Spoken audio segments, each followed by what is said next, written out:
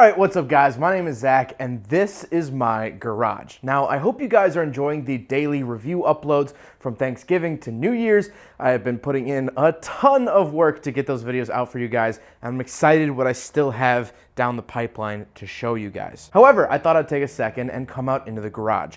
Now, I know I haven't done a Rotary Life update on the blue RX-7 in quite some time. So I'm gonna do like a mini update as well as share with you guys some things that I found while cleaning the garage. Well, first and foremost, Violet, the blue RX-7, is tucked away here in the garage for the winter time. This will be all addressed in the next Rotary Life update. We actually put the car on sliders. We got it here in the garage, and this actually allows for my mom to still park in the garage, which is a big deal. But the blue RX-7 is doing good. As of now, some progress has been made. What I'm holding here is actually the radiator mount for the blue RX-7. This is the same radiator mount that was in the red RX-7 Rose. However, they were super rusty and we actually had to custom make these. We had to cut these brackets to fit the larger oil cooler, which I actually do have a new oil cooler for this car. It's a Turbo 2 oil cooler, just like the last one, but this one doesn't leak.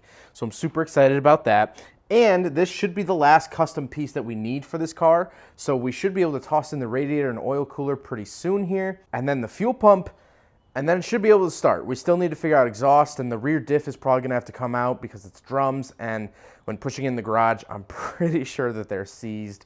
But we do have that new diff, something that we're gonna work on over the winter, as well as the exhaust. So progress is still being made here on the blue RX-7, albeit rather slowly, but it is 35 degrees here in Chicago, and at least it's inside. That is a positive. But like I was saying, we moved the car into the garage, and in order to make that happen, me and Adam spent a large portion of a day, more time than we wanted to actually clean out this garage so we could fit two cars in. In that cleaning process, we actually made two interesting discoveries. The first discovery is this terrible looking computer board. What this is actually the engine control unit, the ECU from my FC RX-7. If you guys are longtime fans of the channel, you'll remember I had an FC for about a week, and that's actually where we got the engine from for Rose and now Violet. And I was getting all ready to throw this away because this is a S4 ECU. It's nothing special. However, before I was going to throw it away, Adam actually opened it up and we found out that it actually is something special. So this was inside the S4 FCRX7 that I had.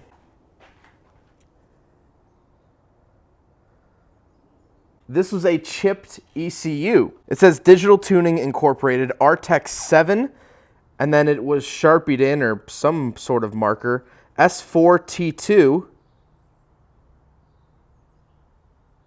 Stage 2.1, serial number, version 1.2.1. S4T2. Interesting. So this is the stock ECU for an RX-7, but it has this jumper board from Artec, a company that actually doesn't exist anymore. And it says down at the bottom, copyright 2004 to 2008.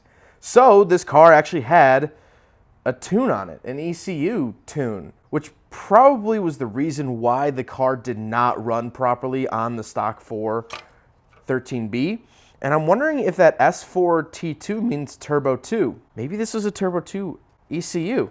That's pretty interesting. I thought that was really cool, and so I'm going to hold on to this ECU for a little bit because Artec doesn't exist anymore, and that's a cool piece of RX-7 history. You know, as time goes on, and there's going to be fewer and fewer Artec-tuned cars, and to have a board is kind of cool. Maybe one day when I open my Mazda museum, that will be in the front display case. The second thing that we found while cleaning the garage might come off to you as a shock. It certainly did for me. Is this.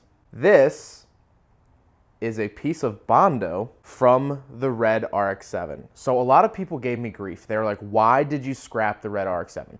Why did you have to get rid of it? It could have been fixed. Well, to illustrate an image, that is how thick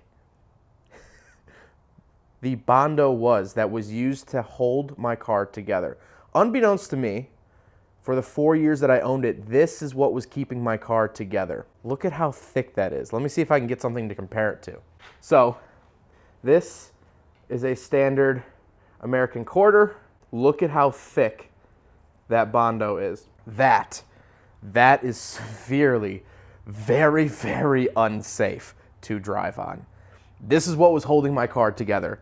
This is worse than bubble gum. And so if you follow my Instagram at FBZack, Z-A-C-K, you will have seen I posted this a while ago.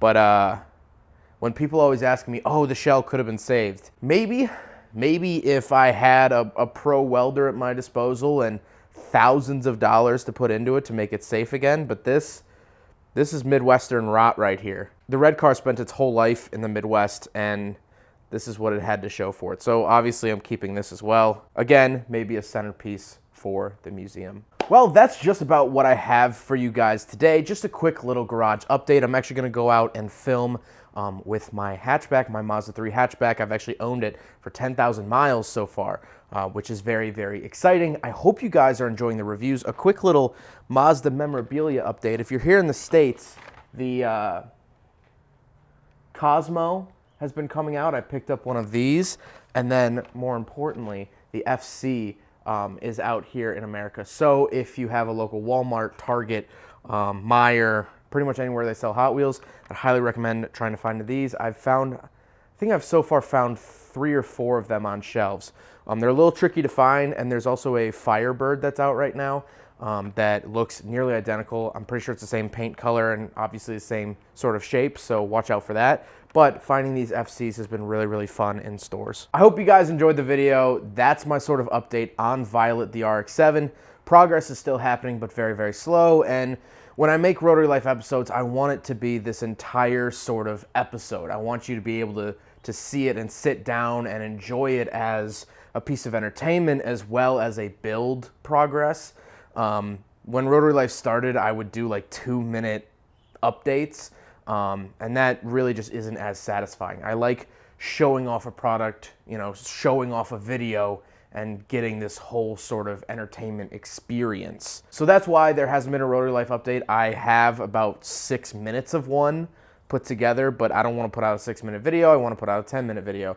So we're just sort of waiting on that. But I hope you guys enjoyed the video. I hope you guys liked the shocking discoveries I made in my garage, and hopefully I'll make some more in the future. But hope you guys enjoyed it. Don't forget to rate the video, comment on the video, and subscribe if you really liked it. Take care, guys.